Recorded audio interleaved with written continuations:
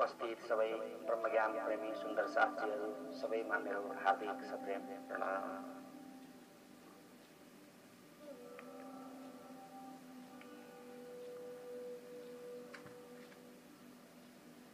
आज साधना शिविरको तेस्रो दिन। जीवनप्रति विस्मय विमुग्ध भाव चाहिन्छ भन्ने सम्बन्धमा मैले तपाईहरूलाई साधना शिविरको सुरुको दिनको चर्चामा बताइसकेको थिएँ। अनि दोस्रो दिनमा मैले तपाईहरूलाई भनेको थिएँ कि रस विभोर भाव जीवनप्रति चाहिन्छ। र आज हाम्रो साधना शिविरको तेस्रो दिनको यस चर्चामा जीवनप्रति परम निमग्न मन चाहिन्छ भन्ने सम्बन्धमा तपाईहरूसँग केही कुरा भन्नु छ। जीवन अर्थात मुक्त जीवनको दोस्रो सूत्र हो प्रेम। मनुष्य जहाँ पुग्न सक्दैन ज्ञानद्वारा त्यहाँ केवल प्रेमले पुग्दछ। तर हामीलाई प्रेमको अत्तो पत्तो नै थाहा छैन। जेलाई हामी प्रेम भनेर जानिरहेका छौं ती सबै नै नक्कली नोट हुन्, खोटा सिक्काहरू। नक्कली नोट र खोटा सिक्काहरू यति विधि चलेका छन् बजारमा कि सक्कली नोट र सिक्कालाई चिन्न नै गाह्रो परेको छ। नक्कली नोट र खोटा सिक्काहरूले सजिलै नक्कली नोट र सिक्कालाई बजारबाट बाहिर निकालिदिन्छ, बहिष्कार गरिदिन्छ भन्ने कुरा अर्थशास्त्रीहरूको सर्वमान्य नियम छ। प्रेम शब्दको जति गलत अर्थ बुझिएको छ त्यस्तो मानिसको भाषा कोशमा अर्को कुनै शब्द नै छैन। प्रेमको सम्बन्धमा जुन गलत र भ्रामक बुझाइ छ त्यसको नै विराट रूप हो संसारका सारा उपद्रवहरू, द्वन्द्व, संघर्ष, युद्ध, झै झगडा र हिंसाहरू। यसकारण हामीले सबैभन्दा पहिला प्रेमको सम्बन्धमा नै राम्ररी स्पष्ट रूपले बुझ्नु र थाहा पाउनु अत्यन्त आवश्यक छ। अहिले हामी जीवित छौं, हामी बाँचिरहेका छौं र हामी मध्ये प्रत्येकलाई जीवनको केन्द्रमा प्रेमको आकांक्षा, प्रेमको तिर्खा र प्रेमको प्रार्थना हुन सक्ने अनुभव होला। हामी भित्र एउटा नै इच्छा हुन्छ, त्यो इच्छा प्रेमको हो।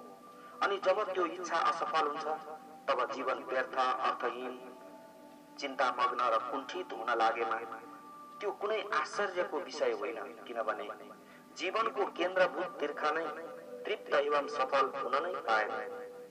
त्यस्तो भएमा न त हामी प्रेम दिन सक्छौं न त हामी प्रेम पाउन नै सक्छौं। त्यो हाम्रो प्रेम जब असफल हुन जान्छ प्रेमको बिउ उम्रिन नै पाउँदैन। अनि तब समग्र जीवन व्यर्थ व्यर्थ जस्तो, अन्धकार पूर्ण भए जस्तो र निसार निसार जस्तो लाग्न थाल्छ। जीवनको निसारता नै प्रेमको असफलताको फल हो। तर जब प्रेम सफल हुन्छ तब जीवन अर्थपूर्ण हुने हुन्छ।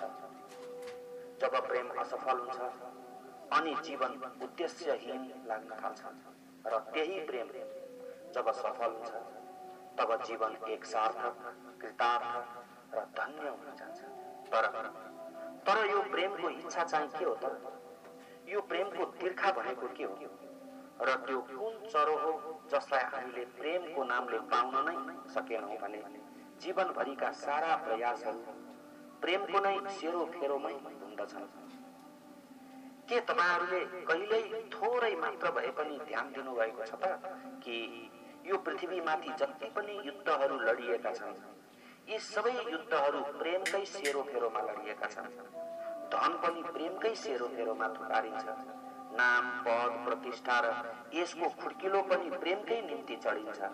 पूजा पाठ, यज्ञ, दान अनि सन्यास प्रेमकै लागि गरिन्छ र लिइन्छ। घरद्वार जोडिन्छ प्रेमकै लागि अनि त्यागिन्छ पनि प्रेमकै लागि। जीवनका सारा केन्द्र कर्महरू प्रेमको नै गंगाबाट निस्कन्छन्। नाम, पद, प्रतिष्ठा र यसको कामना राखेर जुन मानिसहरू महत्वाकांक्षाको यात्रा गर्दछन् के तपाईहरूलाई थाहा छ ती सबै मानिसहरू नाम, पद, प्रतिष्ठा र यसको माध्यमबाट प्रेमको माध्यमबाट नपाइएको कुरो पाउन चाहन्छन्। जुन मानिसहरू धन र सम्पत्तिले ढुकुटी भर्दै जान्छन् अनि चाङ लगाउँदै जान्छन्। के तपाईहरुलाई थाहा छ जे प्रेमबाट पाइएको हुँदैन त्यसैलाई पैसाको माध्यमबाट पूरा गर्न चाहन्छन्। जुन मानिसहरू ठूला ठूला युद्धहरू गर्दछन् र ठूला राज्यहरूलाई जित्दछन्, के तपाईहरुलाई थाहा छ यो कुरा? जसलाई तिनीहरूले प्रेमद्वारा जित्न सकेनन् त्यसलाई जमिन जितेर भूमि जितेर पूरा गर्न चाहन्छन्। मनुष्यको इतिहासलाई सूक्ष्म तलमा निहालेर हेर्ने हो भने मनुष्य जीवनका सारा उपक्रमहरू, सारा दौड, सारा परिश्रम र सारा संघर्षहरू अन्तिम रूपबाट प्रेममाथि नै केन्द्रित छ भनेर सहजै बुझ्न सकिन्छ। यसकारण यो प्रेमको इच्छा के हो यसलाई नै हामी पहिला बुझौं अनि मात्र अरू कुरालाई बुझ्न सकिनेछ। जस्तो मैले हिजो भनेको थिएँ, मानिसको जन्म भए लगत्तै आमासितको शरीरको सम्बन्ध जोडिन्छ अनि अलग इकाइले यात्रा सुरु हुन थाल्दछ। त्यस इकाइले जीवनको यस विराट जगतमा एक्लै यात्रा सुरु गर्छ। अनन्त आकाशबाट जोडिएर एउटा सानो थोपो सागरमा हाले झैं, बालुवाको एउटा सानो कण विशाल भूमिबाट उडेर हावामा भट्किए झैं आमाबाट व्यक्ति छुट्टिन्छ। एउटा क्षुद्र थोपो समुद्रबाट अलग लिएको छ र अनन्त आकाशमा भट्किएको छ। त्यो थोपो समुद्रसँग फेरि जोडिन चाहन्छ। त्यो जुन व्यक्ति हो समष्टिसित एक प्राण र एक ज्यान हुन चाहन्छ। एक हुन खोज्नु नै प्रेमको आकांक्षा र तिर्खा हो। समस्तसित एकाकार हुने आकांक्षा हो। प्रेमको आकांक्षा अद्वैतको आकांक्षा हो। प्रेमको एकमात्र तिर्खा हो सर्वसँग एक हुने, सबैसँग संयुक्त हुने अनि समस्तसँग एकाकार हुने। अलग हुनु जुन पृथकता छ व्यक्तिको त्यो नै पीडा हो। व्यक्तिलाई जुन सबैदेखि टाढा अनि अलग हुनु परेकोमा दुःख र ठूलो चिन्ता छ, एक्लिएको क्षुद्र थोपो समुद्रसँग पुनः फेरि एकाकार हुन चाहन्छ। प्रेमको आकांक्षा समस्त जीवनसित एक हुने तिर्खा र प्रार्थना हो। प्रेमको मौलिक भाव नै एकता खोज्नु हो। तर जुन जुन क्षेत्रमा र दिशामा हामी यस्तो एकता खोज्छौं त्यही नै हामी असफल भइरहेका हुन्छौं। जहाँ जहाँ एकता खोजिन्छ त्यहाँ त्यहाँ असफल हुँदै आइरहेका छौं। सायद हामी जुन बाटाहरूमा एकता खोजिरहेका छौं तिनै बाटाहरू नै विच्छेद गर्ने, अलग्याउने अनि खण्डित गर्ने बाटाहरू हुन्। एकता गर्ने, अखण्ड गर्ने बाटा होइन। यसकारणले नै प्रेमको नाममा नक्कली नोट र खोटा सिक्काहरूले बजारमा प्रवेश पाइरहेका छन्। यहाँ हामीले एउटा कुरालाई गहिराईबाट बुझ्न अत्यन्त जरुरी छ कि मानिसले जुन जस्तो एकता खोजेको छ त्यो उसले शरीरकै तहमा नै खोजेको हो। जे जहाँ छ त्यो त्यही नै भेटिने सम्भावना हुन्छ, किनकि बालुवामा खोजेर तेल भेटिँदैन अनि तेलमा खोजेर पानी भेटिँदैन। किनभने सायद तपाईहरुलाई थाहा नहुन सक्छ कि पदार्थको तहमा कुनै पनि एकता सम्भव छैन। शरीरको तहमा कुनै पनि एकता यस जगतको कानुन विपरीत छ, अर्थात् बिल्कुल नै सम्भव छैन। पदार्थ अनिवार्य रूपले अणु रूपको हुन्छ र अनि एक एक अणु फरक फरक हुन्छ। दुईटा अणु कदापि एक हुन सक्दैन, तर नजिकै र सँगै चाहिँ भने हुन सक्छन्। नजिकै र सँगै हुनु एक हुनु होइन, किनभने दुई अणुहरूको बीचमा सुस्पतम खाली ठाउँ रहने अनिवार्य नियम छ। त्यसैले जब दुई अणुहरू नजिक अनि सँगै हुन्छन् तब ती दुईको बीचमा केही ठाउँ खाली नै रहन्छ, एक हुनै सक्दैन। हामीले लाखौं उपाय गरे पनि दुई अणुहरू जोडिन अर्थात् एक हुन सक्दैन। ती दुईको बीचमा केही स्थान रहन्छ, केही खाली ठाउँ शेष नै रहन्छ। ती दुईलाई तपाई जतिसुकै नजिकै लैजानुस् या त क्वालै पारेर भए पनि टाँसिदिनुस्, ती दुई जोडिएका चाहिँ भने अवश्य पनि देखिन्छन्, तर पनि ती दुई एक अर्काबाट टाढा नै हुन्छन्। तिनीहरू दुवैको जोडमा केही न केही ठाउँ स्थान खाली अनि शेष नै रहेको हुन्छ। ती दुवैको मिलनको बीचमा मध्यमा केही ठाउँ रिक्त नै रहन्छ र त्यो रिक्तता खाली ठाउँ मेटिएको हुँदैन, त्यहाँ मिलन बिन्दु नै हुँदैन। जब हामी कुनै बेला प्रेमले एक अर्काप्रति भरिन्छौँ तब हामी कसैलाई अँगालोमा च्याप्छौँ, बाँध्छौँ, त्यति बेला हाम्रो शरीर एक आपसमा अत्यन्त नजिकिन्छ, तर त्यो नजिकाइमा पनि त्यति नै दूरी शेष रहेको हुन्छ जति पृथ्वी र सूर्यको दूरी। त्यसैले त हामी त्यति बेला जति बेला हामी एक आपसको अँगालोमा बेरिएका हुन्छौँ अनि थाहा पाउँछौँ कि हामी त अलग अलग पो रहेछौँ, नजिक पनि हुन पाएका रहेनछौँ, एक हुने त कुरा नै हरायो। त्यो आजसम्म हामीले जानेको प्रेमले शरीरलाई, जीवलाई अर्थात् यो मांसपिण्डलाई नजिकै लगेर टाँसेर पनि जुन एक हुने कामना, इच्छा र चाहना थियो त्यो तृप्तिलाई पाउन नै सकेन, अतृप्त नै रहन गयो। यसकारण शरीरको तहमा भनौं या पदार्थको तहमा गरिएका सारा प्रेम असफल भएका छन् भने यो कुनै आश्चर्यको विषय होइन, किनभने पदार्थीय अर्थात् शारीरिक प्रेम असफल नै भएकै हुन्छ। यो कुरा हामी सबैलाई स्पष्ट नै छ। जोसँग एक हुन चाहन्थ्यो त्यो नजिक त आयो, तर एक हुन भने पाएन, किनभने उसलाई शरीरको सीमा हुन्छ भन्ने कुरा थाहा नै हुँदैन। जहाँ सीमा हुन्छ त्यहाँ एकता हुँदैन। शरीरको तहमा एक हुन सकिँदैन, पदार्थको तहमा एक हुन असम्भव, किनकि पदार्थको यो स्वभाव मौलिकता हो, त्यसैले फरक त हुने नै भयो। तर प्रेमीलाई यो फरक देखा नै पर्दैन, बरु उसलाई त आफूले जोसँग प्रेम गरेको हो त्यसले ठीक तरिकाले प्रेम गर्न पाएको छैन, यसकारण फरक रहन गएको हो भन्ने चाहिँ देखा पर्दछ। शरीरको तहमा एकता खोज्नु मूर्खता हो भन्ने कुरा पनि उसलाई देखा नै पर्दैन, बरु यसको ठीक उल्टो, जस्तो एक प्रेमीले अर्को प्रेमीसँग प्रेमको आकांक्षा गरेको थियो त्यसले प्रेम नगरेको जस्तो लाग्छ, यसकारण एकत्व हुन सकेको छैन भन्ने चाहिँ देखा पर्छ। अनि उसको क्रोध प्रेमीमाथि प्रकट हुन्छ।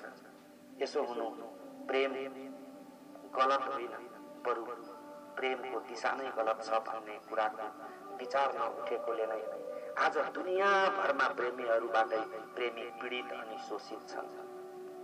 एक अर्को प्रति क्रोध गरिएका छन्। समग्र विश्वभरिका सम्पूर्ण प्रेमीहरू एक अर्कोमाथि क्रोधले भरिएका छन्, किनभने एक हुने आकांक्षा त असफल नै भयो र अनि उसले अर्को प्रेमीको कारणले नै त्यस्तो असफल भएको हो भन्ने सोच्दछ। प्रत्येकले ठ्याक्कै यस्तै नै सोचिरहेको छ कि अर्कोको कारण आफू प्रेममा असफल भएको हो, यसकारण एकले अर्कोमाथि क्रोध गरिरहेको छ। तर व्यक्ति गलत होइन, बरु प्रेम गर्ने बाटो नै मूलतः गलत छ। प्रेम शरीरको तहमा खोज्न सकिँदैन भन्ने कुराको हामीलाई पटक्कै ख्याल नै हुँदैन। यसकारण यस एकताको दौडमा जसलाई हामी प्रेम गर्छौं त्यसलाई हामी पूरा तवरले आफ्नो कब्जामा, आफ्नो अधीनमा लिन चाहन्छौं। आफ्नो अधिकार कम भएमा एकता कम होला भनेर हामी एक अर्काको मालिक हुन खोज्दछौं, किनभने प्रेमी टाढा नरहोस्, पर नहटोस्, अर्को बाटोमा नलागोस्, नजाओस् अनि कुनै अर्कोसित प्रेममा नलागोस् भन्ने चाहन्छन्। यसैले प्रेमी एक अर्कालाई आफ्नो नियन्त्रणमा लिन चाहन्छन्, आफ्नो मुठ्ठीभित्र राख्न चाहन्छन्। तर प्रेमी कहिल्यै पनि मालिक हुँदैन, हुनै सक्दैन भन्ने कुराको त्यसलाई कुनै पत्तो नै हुँदैन। जति जति मालिक बनाको कोसिस गरिन्छ त्यति नै एक आपसबीच दूरी बढ्दछ, टाढापन ठूलो र फराकिलो हुँदै जान्छ, किनकि प्रेम हिंसा होइन, जबकि मालिकपन, अधिकार र मेरो भाव हिंसा अनि शत्रुता हो। त्यसले जो कसैको पनि घाँटीमा दाम्लो बाँध्ने नै काम गर्दछ। यसकारण मालिकपना बन्धनको बलियो डोरी अर्थात् फलामको साङ्लो पनि हो। प्रेम आफ्नो अन्तर नफैलियोस् भनेर सदैव डराउँछ अनि यसैले त्यसलाई नजिकै र सबैतिरबाट सुरक्षित राख्ने कोसिस गर्छ ताकि प्रेमको अन्तर र टाढापन नष्ट होस्। तर जति जति यस्तो अन्तर नष्ट गर्ने चेष्टा चलिरहन्छ त्यो त्यति नै अन्तर त्यो टाढापन झन झन ठुलो हुँदै जान्छ अनि विफलता र कष्ट हुन्छ, दुःख बढ्छ र पीर लाग्न थाल्छ। अनि मानिस यो यस प्रेम यस व्यक्तिबाट पूरा हुन पाएन भनेर अर्को व्यक्तिलाई खोजौं भन्ने सोच्दछ। यस्तोमा व्यक्ति नै गलत हुन सक्छ, किनकि आँखा दोस्रो प्रेमीको खोजीमा लाग्छ तर मूलमा रहेको गल्ती चाहिँ भने जहाँको त्यही नै रहिरहन्छ। शरीरको तहमा एकता असम्भव छ भन्ने विचार आउँदै आउँदैन। यो केवल एउटा शरीर र अर्को शरीरको प्रश्न होइन। कुनै पनि शरीरको तहमा एकता असम्भव छ। तपाईले जुन व्यक्तिसँग प्रेम गर्नुभएको छ त्यो व्यक्ति गलत भएको कारण एकता नभएको हो यस्तो बिल्कुल नै होइन। व्यक्ति कारण होइन, कारण त शरीर हो। मनुष्य जातिले आजसम्म शरीरकै तहमा नै एकता र प्रेमलाई खोजिरहेको छ। यसैले नै संसारमा मनुष्य बीच प्रेम हुने घटना घट्न नै पाएन। जस्तो मैले तपाईलाई भने, यो जुन मालिक हुने चेष्टा चल्छ यो स्वाभाविक हो कि त्यो चेष्टाको वरिपरि ईर्ष्याको जन्म हुनेछ। यसैले प्रेमको फूलको नजिक ईर्ष्याका धेरै काँडाहरू र झारहरू उम्रन्छन्। ईर्ष्याले तपाईको बीचको प्रेम कोइलाए अचम्म मान्नु पर्ने छैन। प्रेमले जन्म लिन पाएकै हुँदैन, उता मर्न सुरु भइदिन्छ। चितातिरको यात्रा चाहिँ सुरु हुन्छ। जस्तो कुनै शिशुलाई जन्मिने बित्तिकै हामीले चितामा राखिदिए जस्तै। त्यस्तै गरी प्रेम ईर्ष्याको आगोले तन्किएको चितामा दिनदिनै चढ्छ अनि नष्ट हुन्छ। यो सदैव ख्याल राख्नु जरुरी छ कि जहाँ मालिक हुने भाव हुन्छ त्यहाँ ईर्ष्या उब्जिन्छ। जब तपाईँ म भन्नुहुन्छ तब त्यहाँ अर्को कोही मालिक नभइजाओस् भन्ने डर हुन्छ अनि ईर्ष्या, भय, छटपटी र चिन्ता सुरु हुन्छ। अनि सँगसँगै चियो चर्चो मौलाउँछ। यी सबै जुटेर प्रेमको हत्या गरिदिन्छन्। तर प्रेमलाई कुनै सुरक्षाको लागि कुनै सुरक्षा गार्ड, पाले, पहराको आवश्यकता नै छैन। प्रेमको ईर्ष्यासित कुनै नाता र सम्बन्ध नै हुँदैन। जहाँ ईर्ष्या छ त्यहाँ प्रेम सम्भव नै हुँदैन अनि जहाँ प्रेम छ त्यहाँ ईर्ष्या सम्भव नै छैन। तर के गर्नु, प्रेम नै छँदै छैन र पो। समुद्रको किनारमै मानिसको प्रेमको डुङ्गा भड्किन्छ। जसले पारी तार्नु पर्ने थियो, जसमाथि चढेर हामी यात्रा गर्छौं त्यो नै भड्किन्छ, किनकि हामीले प्रेमलाई बिल्कुलै गलत ढंगले सुरु गरेका छौं। पहिलो कुरो त म के भन्न चाहन्छु भने पदार्थको तहमा अर्थात शरीरको तहमा कुनै प्रेम सम्भव छैन। यो असम्भव छ। मेरो वा तपाईको त्यो असफलता होइन, यो त समस्त मनुष्य जाति र उसको जीवनमा नै असम्भव छ। पदार्थको तहमा कुनै एकता पाउन सकिँदैन, शरीरको तहमा प्रेम प्रकट हुनै पाउँदैन।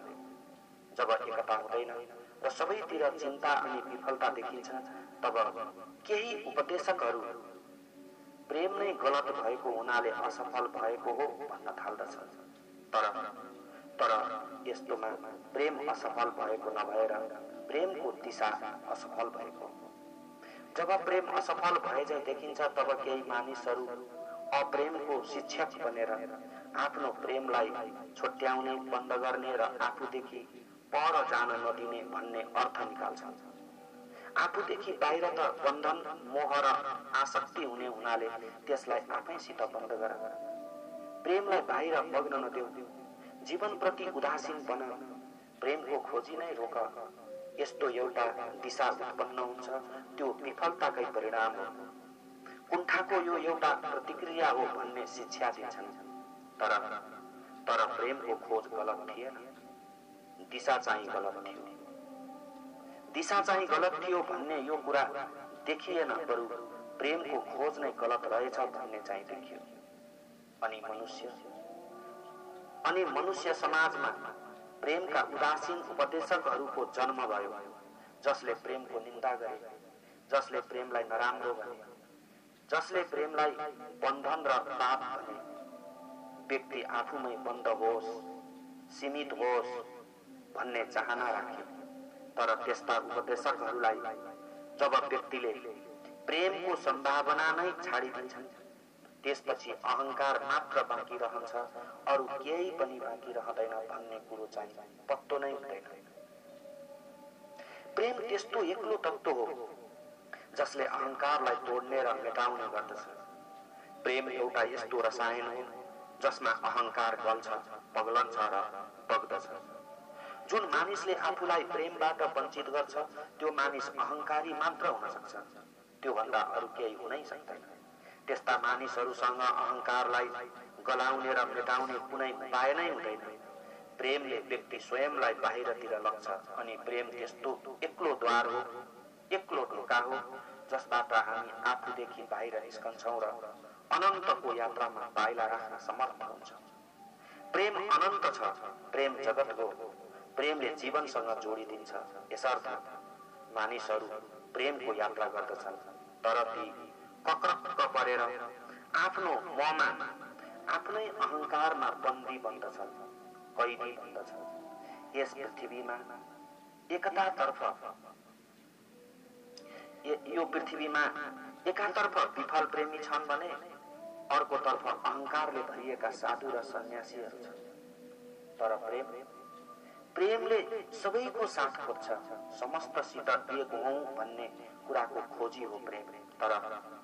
तर व्यक्तिले ठान्यो कि मलाई अरूले प्रेम गर्दैन अनि म पनि किन गरौं, मैले त खोजी नै बन्द गरिदिए, म अलग्गै छु, म आफ्नो सत्तासित निश्चिन्त भएको छु, मै हुँ भन्ने मैले मानेको छु।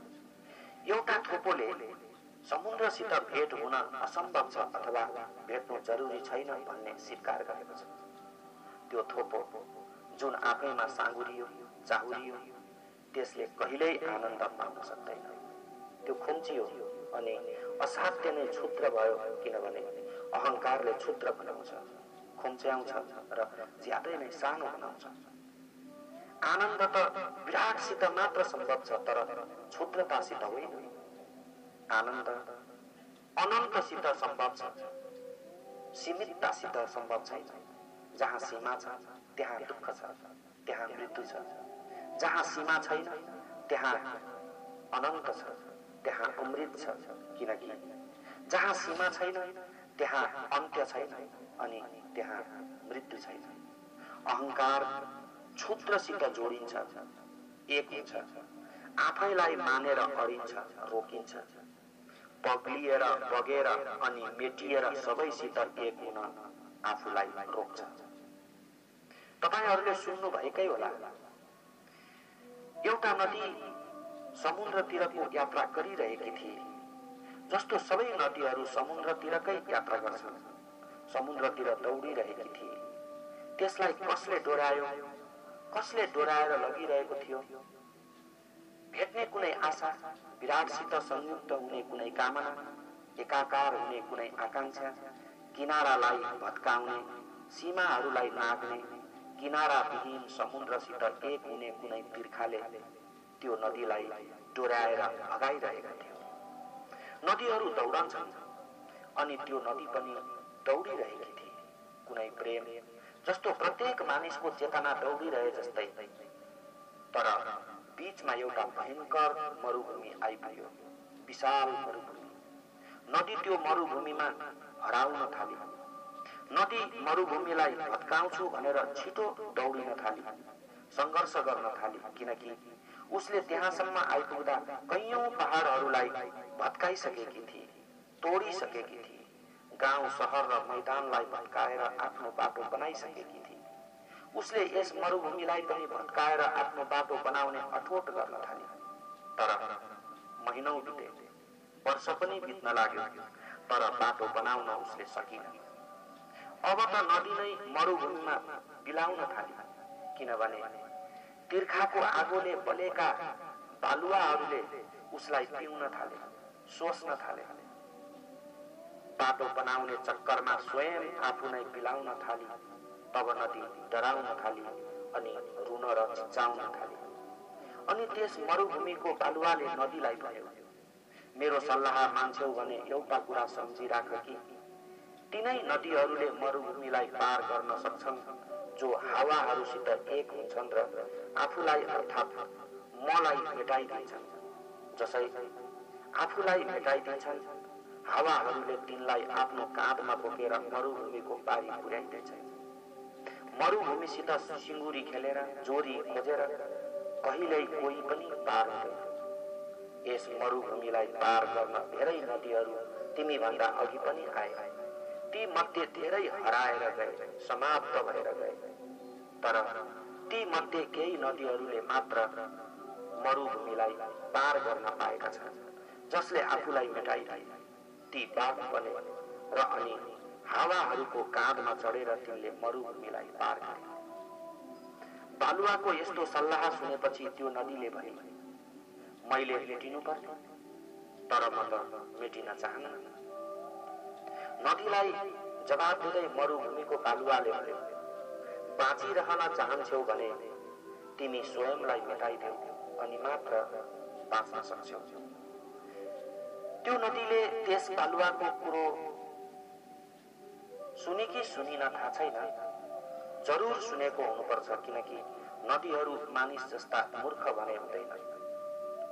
त्यो हावामाथि चढेर पारी पुगी होली, बादल बनेर माथि पुगी होली र नयाँ संसारको यात्रा पनि गरी होली। तर मानिस मेटिन राजी हुँदैन, बरु अहंकारको सुइरोमा उनिएर सुक्छ, पृथक हुन्छ, नासिन्छ। जति ऊ पृथक रहन्छ त्यो उति नै सुक्छ र नासिन्छ, किनकि जोसँग अथवा जसबाट हामी पृथक रहन्छौं त्यो त हाम्रो आफ्नै जरा हो, आफ्नै मूल हो। कोबाट हामी पृथक रहेका छौं? आफ्नै विराट रूपबाट। कोबाट पृथक भइरहेका छौं? आफ्नै सत्ताबाट।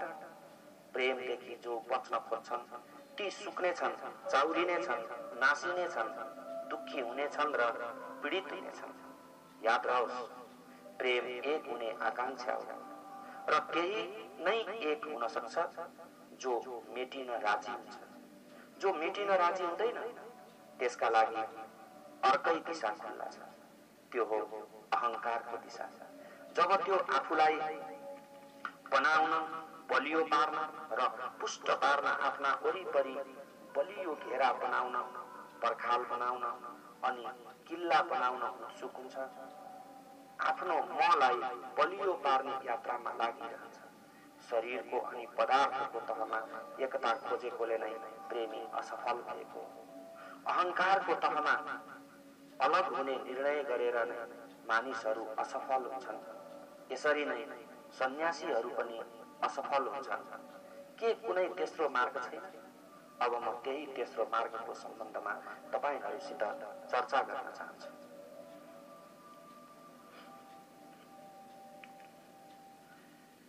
अहंकार त कुनै मार्ग नै होइन, त्यो त दुःखको दिशा र भ्रान्ति हो।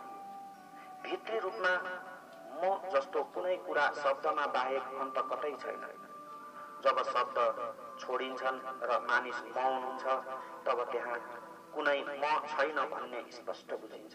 कहिलेकाहीँ चुपचाप र शान्त भएर बस्नुहोस्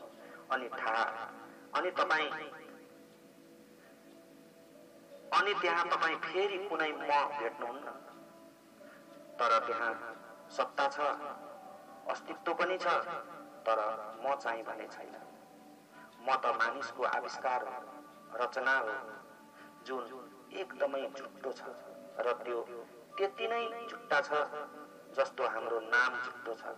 किनभने कुनै पनि मानिस यस पृथ्वीमा नाम लिएर जन्मिँदैन, तर जन्मिएपछि हामी नाम राख्छौं, अरूले बोलाउन र चिनुन् भनेर, भीडमा छुट्टियोस् भनेर। अवश्य पनि नामको केही उपयोगिता भने छ, तर त्यसको कुनै सत्ता र अस्तित्व भने चाहिँ एकदम नै छैन। अरूले त नाम काटेर बोलाउँछन्, तर म आफै पनि आफूलाई के भनेर बोलाउनु? म आफूलाई म भनेर बोलाउँछु। म त आफ्नै निम्ति आफैलाई बोलाउन राखिएको नाम हो। अर्को नाम चाहिँ अरूहरूलाई बोलाउन दिइएको नाम। अनि नाम पनि त्यति नै असत्य छ जति मको भाव असत्य छ।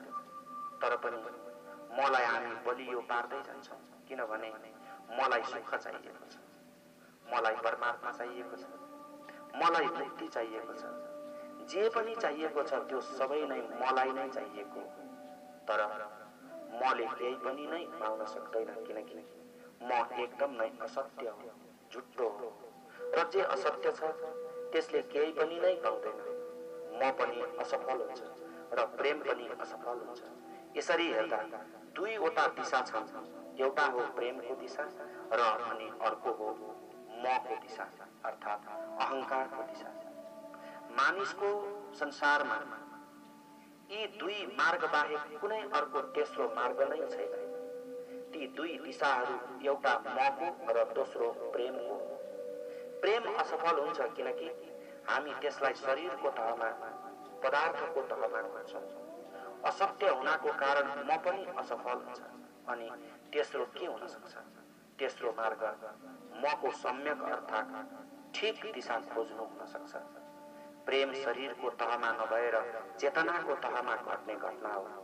जब हामी शरीरको तहमा प्रेमलाई घटाउने कोसिस गर्छौं तब प्रेम उद्देश्य अथवा पात्र हुन्छ। कुनै पात्र हुन्छ,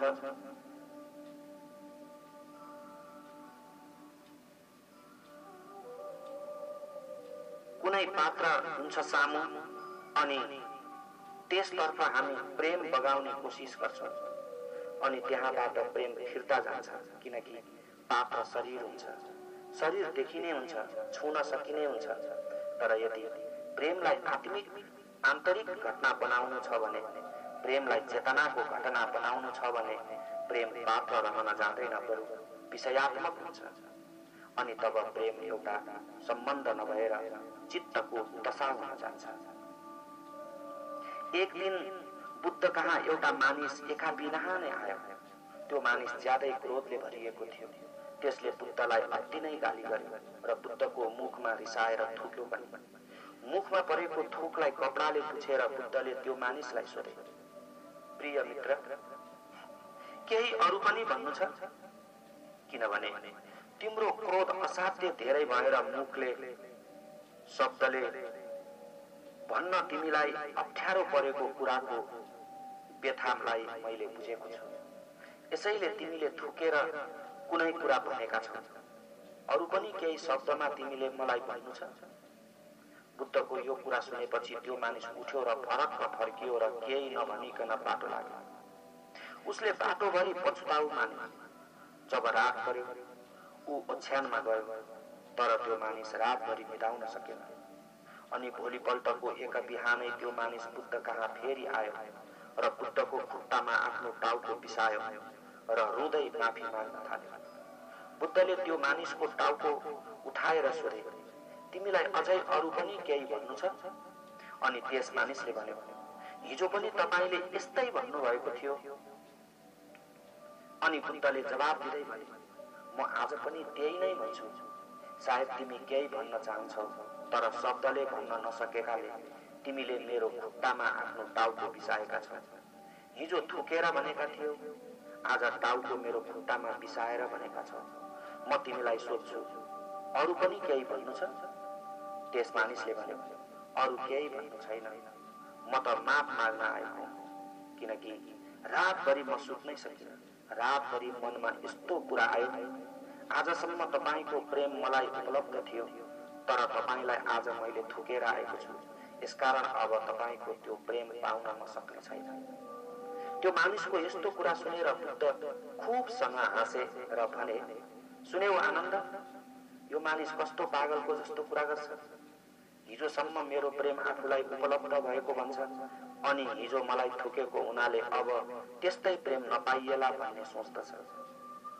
मलाई नथुकुन्जेल म यसलाई माया गर्थे, तर अब थुकेपछि त्यो माया रोकिने यसले ठान्यो। कस्तो उपद्रो कुरा, कस्तो पौलाहा सोच। म प्रेम यसकारण गर्छु कि म प्रेम गर्न सक्षम छु। म प्रेम बलेको छु, दियो झै। तिमीले थुके पनि गाली गरे पनि अथवा मेरो खुट्टा ढोगे पनि यसले केही फरक पर्दैन। म त प्रेम नै मात्र गर्न सक्छु। म भित्र प्रेमको दियो बलेको छ। मेरो नजिकैबाट जो कोही पनि हिँड्छन् तिनीहरूमाथि प्रेम नै बर्सनेछ। यदि कोही हिँडेका छैनन् भने पनि एकान्तमा नै सही मेरो प्रेमको दियो बलि नै रहनेछ, आलोक बर्सी नै रहनेछ। अब यस दियोको सम्बन्ध कसैसँग पनि रहेन। यो त मेरो स्वभाव बनेको छ, व्यवहार होइन।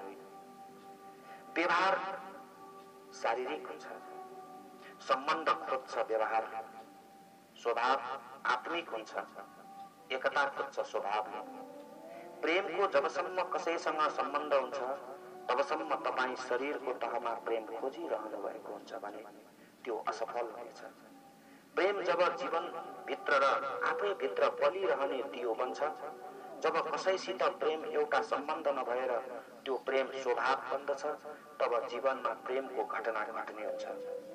त्यस क्षणमा प्रेमको सफल धन हात लाग्छ जब प्रेम के हो भन्ने प्रश्न हुँदैन र प्रेमको कारण के हो भन्ने पनि प्रश्न हुँदैन। यस्तो भए मात्र प्रेम अकारण हुन्छ।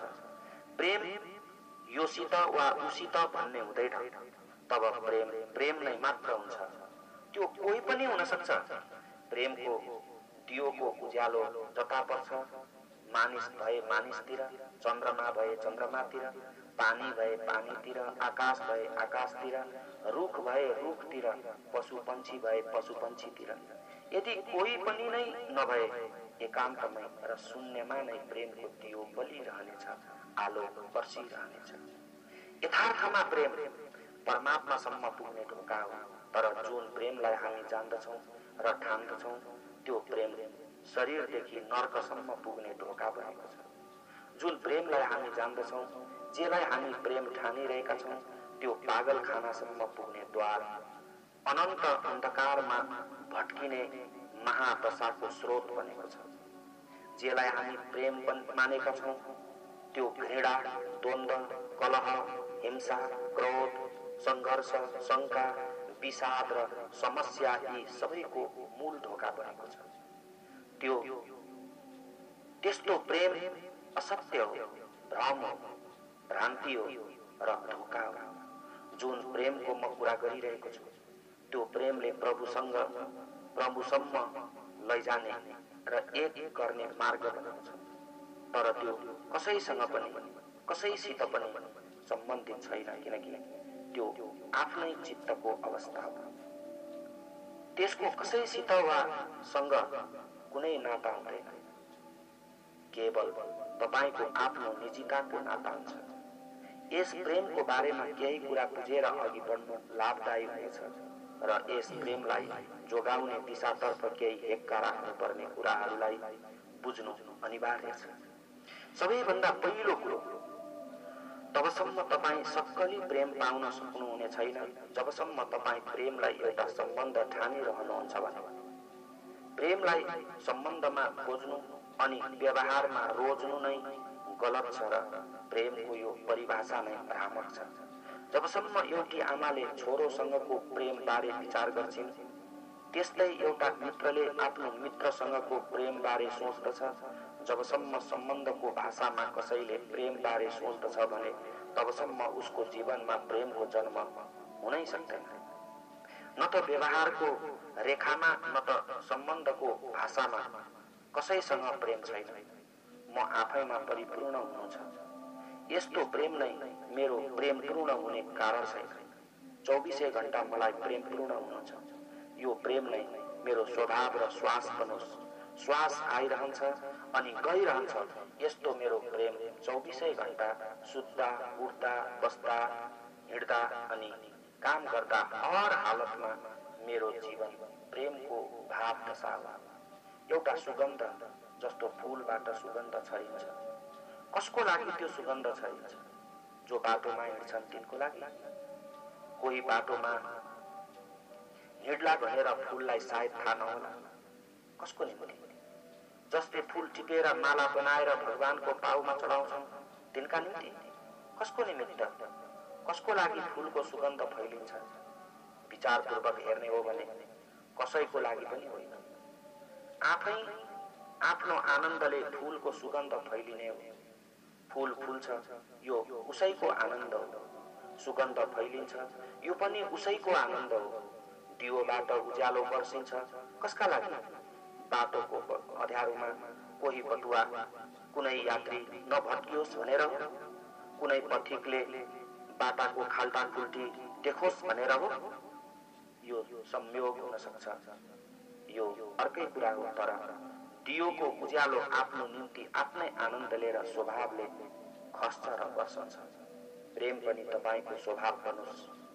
जाग्दा सुत्दा उठ्दा बस्दा खाँदा पिउँदा एक्लै वा या भीडमा त्यो बर्सिरहोस् निरन्तर। फूलको सुगन्ध चाहिँ, दियोको उज्यालो चाहिँ, तब प्रेम प्रार्थना भन्दछ। प्रेम प्रभुसम्म पुर्याउने मार्ग भन्दछ। प्रेमले समस्तसित, सर्वसित, सबैसित, अनन्तसित जोडिदिन्छ, एक गरिदिन्छ। यसको अर्थ यो होइन कि प्रेमसँग सम्बन्ध बन्दैन। त्यसो त प्रेम 24 घण्टा सम्बन्धित रहिरहनेछ, तर त्यो सम्बन्धमा मात्र सीमित रहने हुँदैन। त्यसको प्राण सम्बन्धको माथितिरबाट आइरहने हुन्छ, गहिराईबाट उठेको हुन्छ। त्यस बेला पनि पति नै हुनेछन्, पत्नी पत्नी नै हुनेछन्, पिता पिता नै हुनेछन्, माता माता नै रहनेछन्। तब पनि माताले छोरामाथि प्रेम गर्नेछिन्, तर छोरो आफ्नो भएको कारणले नभएर आमासँग प्रेम भएका कारणले। त्यस्तो अवस्थामा पत्नीको प्रेम पतितर्फ बग्नेछ, दौडनेछ, तर ऊ पति भएको कारणले नभएर आफ्नै स्वभावको कारणले हुनेछ। चोट धक्का भित्री हुनेछ, भित्रबाट आउनेछ, बग्नेछ र फैलनेछ। त्यो अन्तर्भाव हुनेछ, बाहिरबाट तानिएको होइन। अहिले त हामी बाहिरबाट तानिएको प्रेममा बाँचिरहेका छौँ। त्यसैले त्यो प्रेम कलह, मनमुटाव र द्वन्द्व बनेको छ। जे कुरो बलपूर्वक जोर जबरजस्तीले तानिएको हुन्छ त्यो दुःख र कष्ट अनि पीडाको द्वार बनेको हुन्छ। तर जे चाहिँ भित्रैबाट स्वतः सहजै प्रकट भएको हुन्छ त्यसको कुरै अर्को हुन्छ, त्यसको स्वाद नै अर्कै हुन्छ, अनि मात्र जीवन ज्यादै मिठास हुनेछ। प्रेम पूर्ण हुनेछ, रसो वैश हुनेछ। केवल एउटा सम्बन्ध मात्र होइन। साधकले सदा ख्याल राख्नुपर्छ, प्रेम उसको चित्त दशा बन्यो भने मात्र प्रभुको मार्गमा, सत्यको मार्गमा, अनन्तको मार्गमा यात्रा गर्न सकिन्छ। परमात्माको मन्दिरसम्म पुग्न सकिन्छ। पहिलो कुरो, तपाईं सम्बन्धमा प्रेमको भावलाई बिर्सिदिनुस्। प्रेमलाई हेर्ने यो अलग्गै ढङ्ग हो। यदि जब कुनै चीज गलत ढङ्गले देखिन्छ भने त्यसलाई सम्यक अर्थात् ठिक ढङ्गले पनि देख्न सकिने हुन्छ। जुन पहिलो कुरा हो त्यो झुट्टा प्रेम हो, जसले सम्बन्धलाई प्रेम भनेर बुझ्दछ।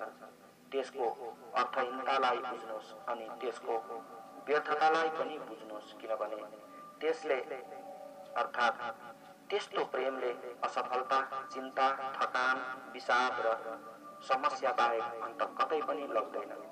अनि दोस्रो कुरो के छ भने यसमा खुसी र अचम्म दुवै छ, किनकि बाहिर कोही पनि नै नहोस्, अर्थात् कोही नभए पनि तपाईको भित्रबाट प्रेमको जन्म हुन सक्छ। अनि यो कुरा सदैव हेक्का राख्नुहोस् कि जहिले पनि जब पनि प्रेमको जन्म यसरी नै भएको हो। हामी प्रत्येकको भित्र एउटा त्यस्तो बिउ लुकेर बसेको छ जुन फुल्न सक्छ, भरपूर क्षमता बोकेको छ। तर हामी यो कुराबाट यति अपरिचित छौं कि हामीलाई यो कुरा कथा जस्तो लाग्छ, किनभने कथाको अर्थ हो अपरिचित परिवारको मालिक सम्राट। किनभने हाम्रो ध्यानको धारा त्यतातिर बगेको छैन, हामीले त्यतातिर ध्यान दिएका छैनौं। हामी त जिन्दगीभरि त्यही सम्बन्ध जोडिएको प्रेममा तानातान गरिरहेका छौं, संघर्ष गरिरहेका छौं। त्यसको पछाडिपट्टि, त्यसको नदेखिने दिशापट्टि पनि कुनै यस्तो देश छ, जगत छ जसलाई प्रेम भनिन्छ, जसको कुनै सम्भावना वा कुनै अवसर होला भन्ने बारेमा हामीले कहिल्यै पनि ध्यान दिएनौँ। हामीले त आजसम्म भर्खरसम्म सधैँभरि बालुवाबाट तेलबाट पानी निकाल्ने कोसिस लागे पुगेसम्म गर्दै आइरहेका छौँ। त्यताबाट पारी छैन भन्ने पक्का भइसक्यो र पनि हामी हाम्रो समय र शक्ति खेर फाल्छौँ। हामी हाम्रो सर्वस्व गुमाउँछौँ, हार्छौँ। तर जताबाट पारी निस्कन सकिन्थ्यो त्यतातर्फ ध्यानै जाँदैन। यही नै मनुष्यको नर्क, यदि कुनै कतै धर्मको किताबमा भनिएको नर्क छ भने। जब प्रेम उत्पन्न हुन्छ तब त्यो चित्तको एउटा अवस्था भएर उत्पन्न हुन्छ। त्यसलाई कसरी उब्जाउने, कसरी उमार्ने र कसरी हुर्काउने हो, त्यो कसरी जन्मिन सक्छ र त्यसको बिउ कसरी फुट्छ र टुसाउँछ, यी तीनवटा कुरा अथवा तीनवटा सूत्र हुन् जसलाई साधकले अनिवार्य ढेक्का राखिराख्नु पर्दछ। यसको जग भनेको अन्धकारमा एक्लै बसेर के म प्रेमपूर्ण हुन सक्छु भनेर आफूभित्र खोज गर्नु हो। के एकान्तमा छँदा पनि प्रेम नजिकै रहे जस्तो आँखा प्रेमपूर्ण हुन सक्छ? के एक्लो हुँदा खाली ठाउँमा एकान्तमा हुने रित्तोपनामा पनि प्रेम प्राणमा प्रेम धाराहरू त्यस्ता रित्ता ठाउँहरूमा बग्न सक्छन् जहाँ कोही छैन, कुनै पात्र छैन, त्यहाँ पनि मबाट प्रेम बग्न सक्छ? यसैलाई नै म प्रार्थना भन्छु। मन्दिरमा हात जोडेर बस्नुलाई होइन, जो एकान्तमा प्रेम बनाउन सफल भइरहेको छ अनि कोसिस गरिरहेको छ, त्यो नै प्रार्थनामा छ। यसकारण तपाईँ सबैलाई मेरो निवेदन छ कि के म प्रेमपूर्ण हुन सक्छु, के म प्रेमपूर्ण हुन सक्छु भनेर एक्लै बसेर हेर्नुहोस्। मानिसहरूसित प्रेमपूर्ण भएर धेरै हेर्नुभयो होला, तर अब एक्लो भएर एकान्तमा के म प्रेमपूर्ण हुन सक्छु भनेर पनि अलिकति थोरै बेर मात्र भए पनि खोजी गर्नुहोस्। यो पहिलो सूत्रमा एकान्तमा बसेर प्रेमपूर्ण भएको प्रयोग गर्नुहोस् र अनि आफूभित्र खोज तलास गर्नुहोस्। यो प्रयोग सफल हुन्छ, हुन सक्छ। यसले भरपूर सम्भावना बोकेको छ। यो प्रयोग गर्दा साधकलाई कुनै कष्ट हुँदैन, बरु यस्तो प्रयोग कहिल्यै त्यस दिशामा गरिएकै थिएन। यसैले कल्पनामा पनि यस्तो कुरा आउन नपाएको। हेर्नुहोस्, सिर्जनामा फूल फुल्छन् अनि सुगन्ध फैलाउँछन्, कुनै फूल निर्जनमा फुल्छन् अनि सुगन्ध फैलाउँछन्। त्यस्तै तपाईँ पनि निर्जन र एकान्तमा प्रेमको सुवासलाई समात्नुहोस्। जब यसो गर्दा एकपल्ट एकान्तमा प्रेमको सुगन्ध समात्न सकिन्छ तब तपाईलाई प्रेमको कुनै सम्बन्ध नरहेको, प्रेमलाई चेतनाको एक अवस्थाको रूपमा स्पष्ट बुझ्नुहुनेछ अनि छर्लङ्ग हुनेछ, प्रकाश र सुवास फैलिनेछ।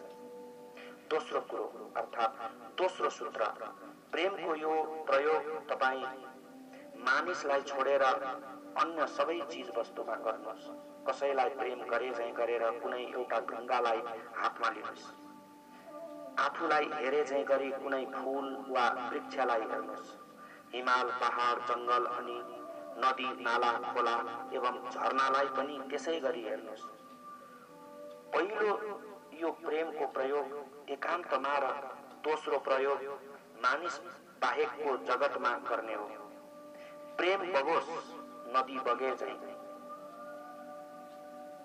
समस्त प्रकृतिमाथि आफ्नो प्रेम बगाएर कुनै चट्टान, ढुङ्गा, बालुवा र भीर पखेरालाई आँखा दुखुन्जेल निहालेर हेर्नुहोस्। कुनै दैनिक उपभोग्य चीज वस्तु जस्तै कुर्सी, मेज, मुढा, खाट, पलङ जेलाई पनि छुँदा प्रेमीलाई छोए, समाए, स्पर्श गरे जस्तै गरेर छुनुस्। तपाईँ भित्र प्रश्न उठ्न सक्छ कि मनुष्य जगतमा चाहिँ किन प्रयोग नगर्ने? किनकि मानिसलाई जब तपाईँ प्रेम गर्नुहुन्छ तब त्यहाँबाट प्रतिक्रिया अर्थात् जवाब आउँछ।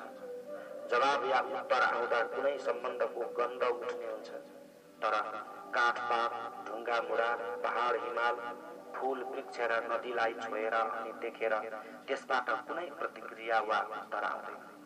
नदीलाई प्रेमले हेर्नु भएमा, पहाडलाई प्रेमले हेर्नु भएमा त्यसले न त केही जवाब दिनेछ, न त त्यसले तपाईलाई अँगालो मार्न र म पनि तपाईलाई प्रेम गर्छु नै भन्नेछ। त्यहाँबाट कुनै उत्तर आउँदैन अनि प्रेम निरुत्तर रहनेछ। प्रतिक्रिया या जवाबको आकांक्षाको कारणले प्रेम मुक्त र विराट हुन पाउँदैन, बरु सम्बन्ध चाहिँ पनि रहिरहन्छ।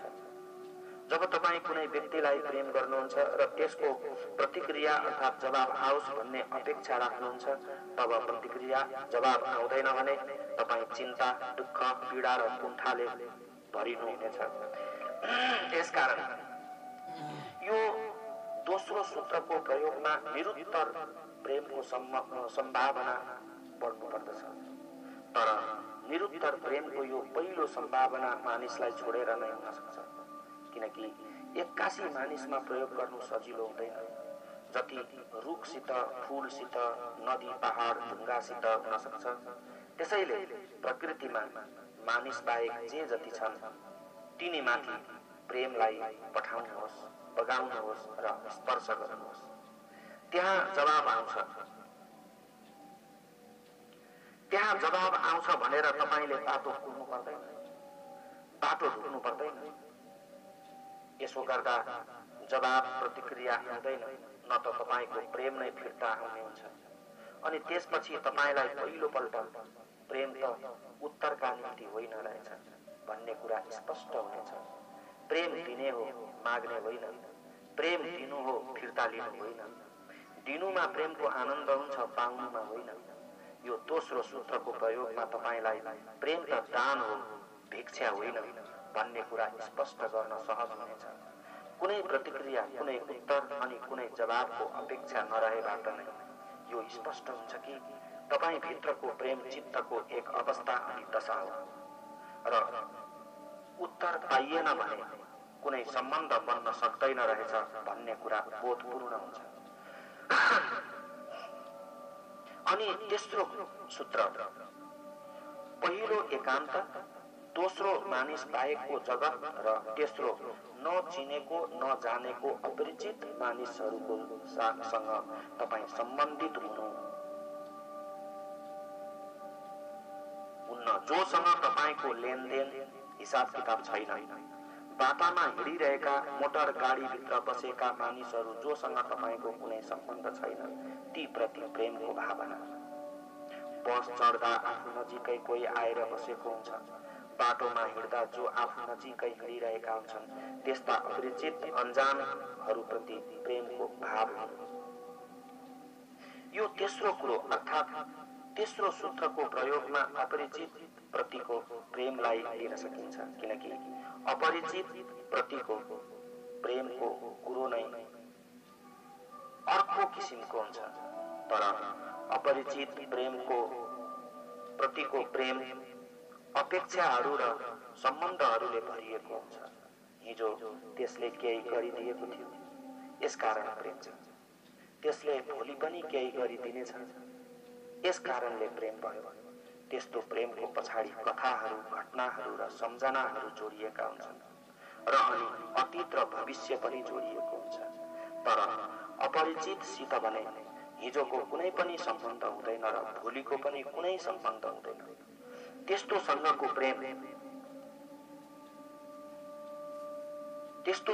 प्रेम मात्र प्रेम हो। त्यसको अगाडि पछाडि कुनै पनि किसिमको नाफाघाटा, लाभ हानि केही पनि हुँदैन। त्यहाँ अपेक्षाको कुनै उपाय हुँदैन अनि त्यहाँ फर्कने, फिर्ता आउने पनि कुनै बाटो पनि हुँदैन। त्यो अपरिचितलाई हामी चिन्दा पनि चिन्दैनौँ, जान्दा पनि जान्दैनौँ।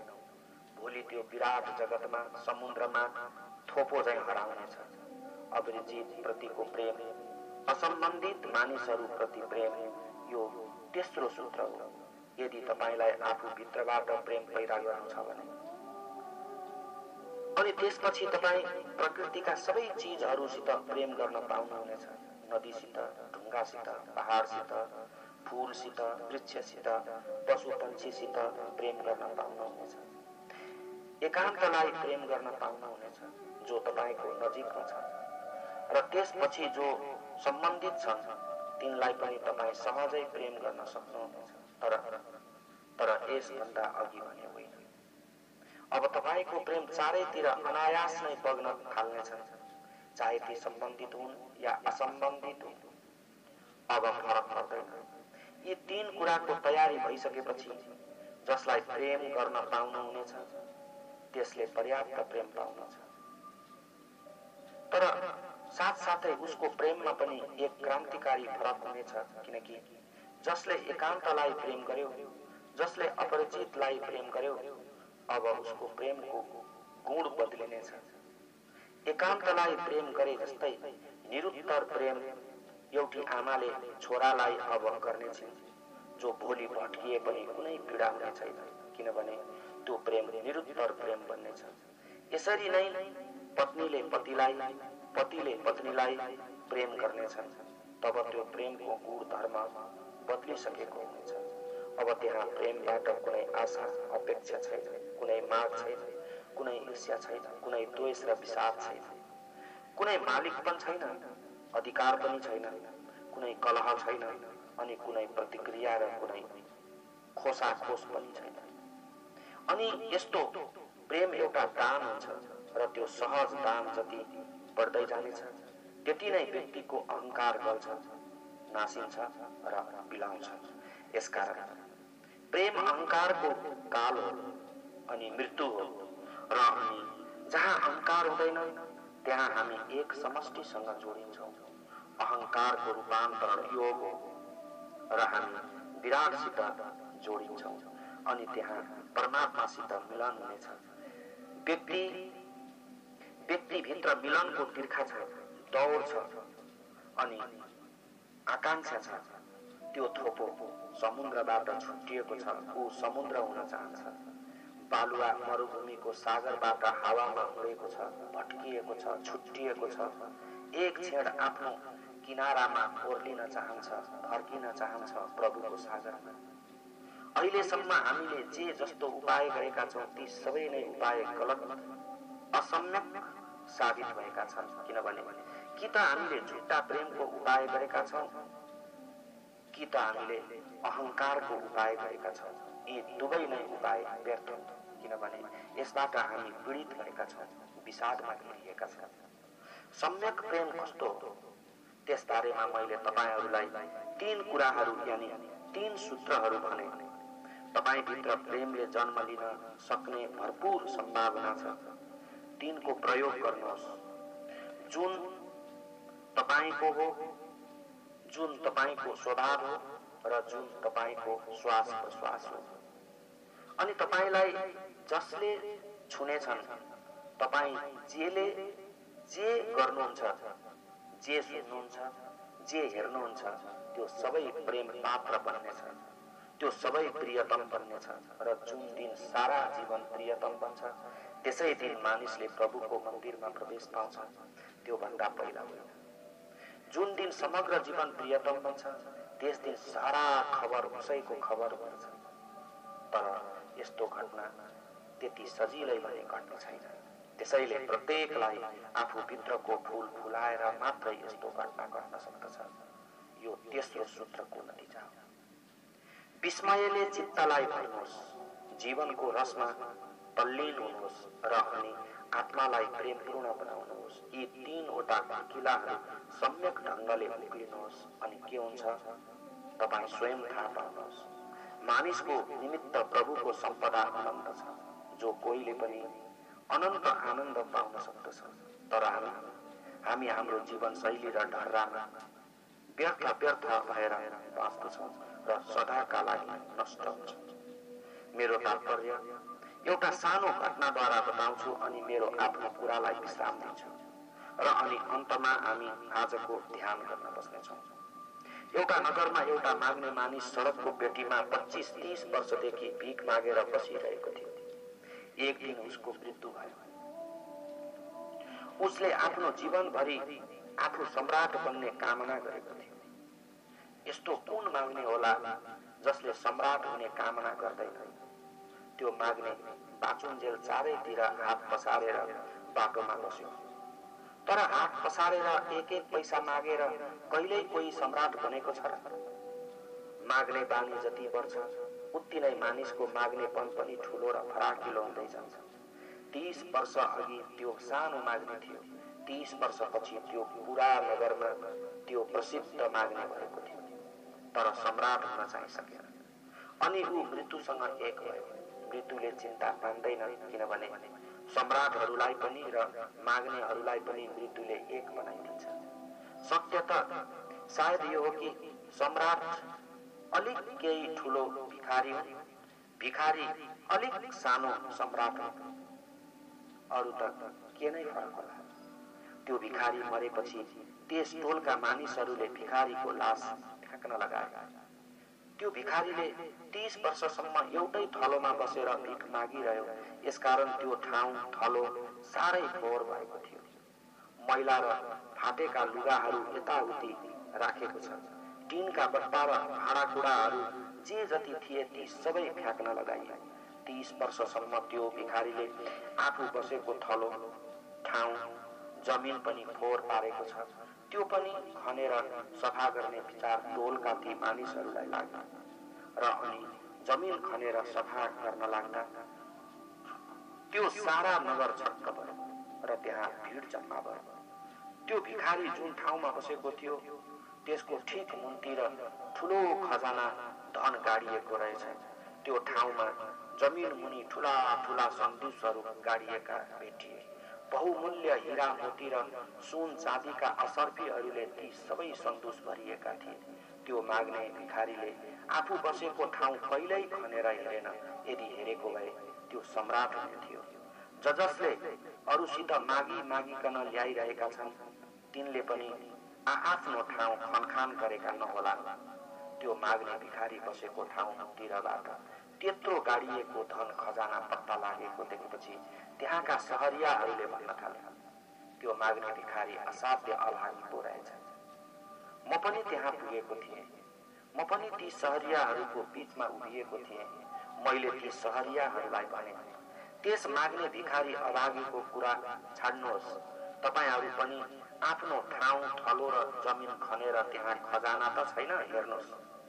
त्यस सहरका मानिसहरूले मेरा कुरालाई सुने या सुनेनन्, तर तपाईहरूलाई पनि म भन्छु, त्यहाँ अवश्य खजाना गाडिएको छ, खनी हेर्नुहोस्।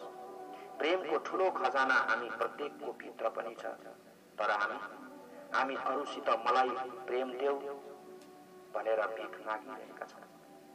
आफ्नो जमिनमा जहाँ हामी उभिएका छौँ त्यहाँ खनौँ, त्यहाँ ठुलो खजाना छ, प्रेमको खजाना छ। यसरी खोज्दा खोज्दै एक दिन मानिस परमात्माको खजानासम्म पुग्छ। नत्र अर्को कुनै बाटो नै कहिल्यै थियो, न त अहिले छ, न भोलि हुनेछ। यो नै तेस्रो सूत्रको कुरा हो जुन पुरा भयो। अब हामी ध्यानका लागि बस्नेछौँ। खजानाको दिशातर्फ एक एक कदम बढाउनेछौँ। ध्यानमा बस्नुभन्दा अगाडि एउटा कुरा अर्को पनि तपाईहरूलाई भन्नु छ। बिहान 4 देखि 6 बजेसम्म यी 7 दिनहरूमा हामीले शब्दद्वारा सत्संग चर्चा गर्यौं। त्यसमा तपाईहरूलाई मैले केही भने, तर कतिपयले सुन्नुभयो होला, कतिपयले सुनेर पनि नबुझेको होला। आज दिउँसो बिना शब्द म तपाईहरूसँग केही कुरा गर्नेछु। हामी मौन सम्भाषण, मौन सत्संग गर्न बस्नेछौँ। दिउँसो ठीक 4 बजे म यहाँ आएर बस्नेछु र तपाईहरू पनि आएर चुपचाप बस्नुहोला। त्यसबेला म कुराकानी गर्नेछु। यदि तपाईहरू तयार हुनुभएछ भने मैले गरेको कुराकानी तपाईहरूले सुन्नुहुनेछ अनि थाहा पाउनुहुनेछ। तर त्यो कुराकानी शब्दमा नभएर अशब्दमा, मौनमा हुनेछ। 1-1.5 घण्टा यहाँ चुपचाप बसिरहनु पर्नेछ। तपाईहरू आफू खुसी बस्न सक्नुहुनेछ। कसैलाई पल्टिन मन छ भने पल्टिन पनि सक्नुहुन्छ। कसैलाई भित्तामा अडेस लागेर बस्न मन छ भने त्यसै गरे पनि हुन्छ। आँखा चिम्लिए पनि हुन्छ, हेरे पनि हुन्छ। तपाईलाई जस्तो सजिलो लाग्छ त्यस्तो गरे पनि हुन्छ, तर बोल्नु चाहिँ भने बिल्कुल हुँदैन। यहाँ चुपचाप 1-1.5 घण्टासम्म बस्नु पर्नेछ। चुपचाप रहनाले सायद तपाईहरूलाई केही सुनिन सक्छ। कुनै सम्बन्ध होला कि हेरौँ। जीवनका सबै जसो सम्बन्ध मौनबाट नै हुन्छन्। शब्दले टुक्र्याउँछ, फुटाउँछ र छिन्न भिन्न गरिदिन्छ, तर मौनले जोड्दछ। त्यसबेला हामी 1-1.5 घण्टाभरि मौन सम्भाषणका निम्ति बस्नेछौँ। त्यसको लागि तयारी आवश्यक छ। यसकारण 4 बजे यता आउनु छ भने 3:30 बजेदेखि नै आफू बसेको ठाउँमा केही तयारी गर्नुहोला। 3:30 बजेदेखि नै चुपचाप हुन थाल्नुहोला, किनकि विचारको पनि गतिविधि हुन्छ। कुनै पाङ्ग्रालाई हामीले चलाइदियौँ भने र छोडिदियौँ भने केही मिनेटसम्म त्यो पाङ्ग्रा घुमि नै रहन्छ। यसकारण एउटा बिल्कुलै नयाँ दिशातिर गति हुन सकोस् भनेर नुहाएर चोखो र फुकुलो लुगा फेरेर आउनु भए ठिक हुनेछ। यहाँ आउँदा बाटोमा पनि कोही कसैसँग पनि कुराकानी गर्दै नआउनु होला र यहाँ आइसकेपछि पनि कोहीसँग पनि नबोल्नु होला। त्यसबेला म एक्लै छु भन्ने तपाईँ ठान्नु होला। को आयो, को आएन, को गयो, को गएन भन्ने तर्क कुनै सुर्ता नराख्नु होला। एकदम चुप मूर्ति जस्तै गरी बसिरहनु होला। त्यसबेला कसैलाई हाँस्न मन लागे हाँस्ने, कसैलाई रुन मन लागे रुने गरे हुन्छ। जस्तो भाव आउँछ भित्रबाट त्यसलाई नरोक्नु, आउन दिनु र जान दिनु। अलिकति पनि बाधा विरोध नगर्नु होला, नरोक्नु होला, नछेक्नु होला र नथुट्नु होला। कसैलाई म कहाँ मेरो नजिक आउन मन लाग्यो भने आयो हुन्छ, तर एकछिन मेरो नजिकै बसेर चुप लागेर फर्किन सक्नुहुनेछ। शब्दलाई बुझ्न धेरै तयारी आवश्यक हुन्छ। बिस्तारै बिस्तारै जुन मानिसहरू मेरो नजिक आउँछन् तिनले शब्द मात्र बुझ्ने होइन, मौन पनि बुझ्न थालुन् भन्ने नै मेरो कोसिस हो। किनभने आज नभए भोलि मैले तपाईहरूलाई भन्नु नै पर्ने जरुरी कुराहरू जुन शब्दले भन्न नसकिने हुन्छन्, ती कुराहरू मौन रहेर मात्र नै भनिनेछन्। अनि तपाईहरू मौनलाई बुझ्न समर्थ हुन थाल्नुहुनेछ।